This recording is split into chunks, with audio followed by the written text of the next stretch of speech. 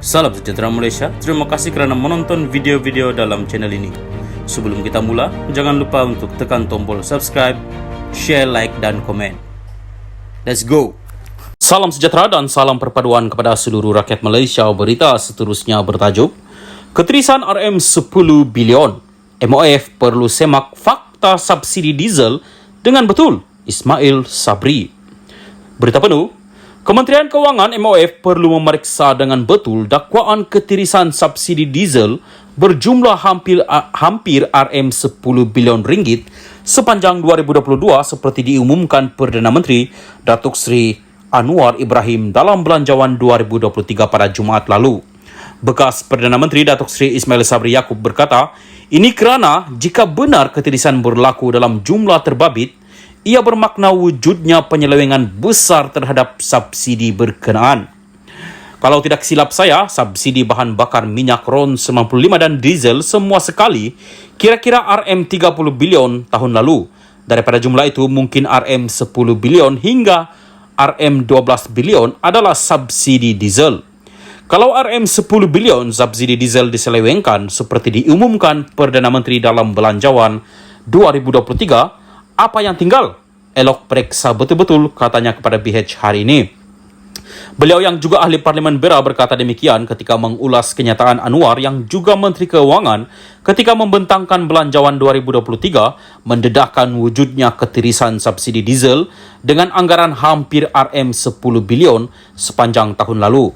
Kenyataan Perdana Menteri dalam Belanjawan itu memberi gambaran seolah-olah sepanjang tempoh pentadbiran Ismail Sabri sebagai Perdana Menteri pada 2022, ketirisan subsidi diesel itu kira-kira RM830 juta ringgit sebulan. Semakan BH dalam portal rasmi Kementerian Kewangan MOF menemui siaran media bertarikh 25 Jun 2022 yang dibuat oleh Menteri Kewangan ketika itu Tengku Datuk Seri Zafrul Aziz. Berdasarkan kenyataan media itu, Zafrul dilaporkan berkata, unjaran perbelanjaan subsidi kepenggunaan bagi 2022 setakat tarikh itu berjumlah RM77.3 bilion adalah jumlah subsidi tertinggi di dalam sejarah pernah ditanggung oleh mana-mana kerajaan. Subsidi kepenggunaan itu meliputi petrol, diesel, LPG, minyak masak, tepung dan elektrik bagi mengurangkan kos sara hidup rakyat dan bil subsidi tidak termasuk bantuan kebajikan. Berdasarkan unjaran subsidi untuk tahun 2022, jika harga subsidi serta harga pasaran minyak, arang batu dan komoditi lain kekal pada paras semasa pada Jun 2022, jumlah subsidi bahan bakar merangkumi petrol, diesel dan LPG berdasarkan keperluan tahun 2022 ialah RM37.3.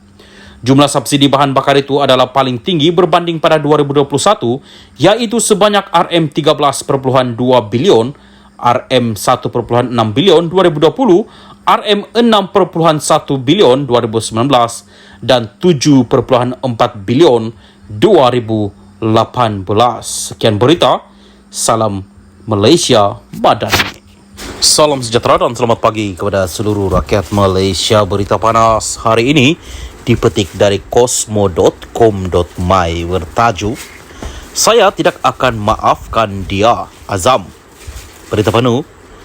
Saya tidak akan memaafkan individu berkenaan kerana telah merosakkan reputasi Suruhanjaya Pencegahan Rasuah Malaysia. Itu tegas Ketua Pesuruhjaya SPRM Tan Sri Azam Baki. Beliau berkata demikian bagi mengulas dakwaan yang dibuat oleh pegawai penyelidik kepada bekas Ketua Penerangan Parti Pribumi Bersatu Malaysia Bersatu, Datuk Wan Saiful Wan Jan, berhubung sogokan bernilai RM10 juta oleh SPRM. Azam berkata beliau secara pribadi tidak memaafkan individu berkenaan kerana telah merosakkan reputasi SPRM dan membuat satu tuduhan yang liar. Secara jujur, mana saya nak dapatkan wang sebanyak itu? Walaupun permohonan maaf telah dibuat, namun kesalahan itu tetap serius dan perlu diambil tindakan. Malah saya lihat permohonan maaf itu sebagai satu perkara yang sengaja dimain-mainkan, ujar beliau. Beliau berkata demikian pada sidang media Ops Tropicana yang turut dihadiri Ketua Penerangan Imigresen Datuk Sri Khairul Dazami Daud di ibu pejabat SPRM di sini hari ini. Dalam pada itu, Azam memaklumkan bahawa individu dikenali sebagai Muhammad Syafiq Abdul Halim itu telah ditahan selepas hadir ke ibu pejabat SPRM kira-kira pukul 3 petang semalam untuk memberikan keterangan. Lelaki tersebut akan disiasat mengikut Seksyen 48 Akta SPRM 2009 kerana mengganggu siasatan berkaitan projek Jana Wibawa, katanya. Sebelum ini, Muhammad Syafiq menerusi satu rakaman video mendakwa SPRM menawarkan wang sogokan kepada Wan Saiful bagi memastikan Presiden Bersatu Tan Sri Muhyiddin Yassin dituduh menerima rasuah.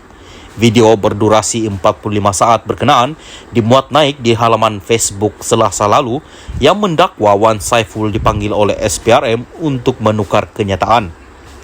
Selasa lalu, Wan Saiful telah mengaku tidak bersalah atas pertuduhan meminta dan menerima rasuah berjumlah RM6.9 juta membabitkan projek Jana Wibawa bernilai RM232 juta pada tahun lalu.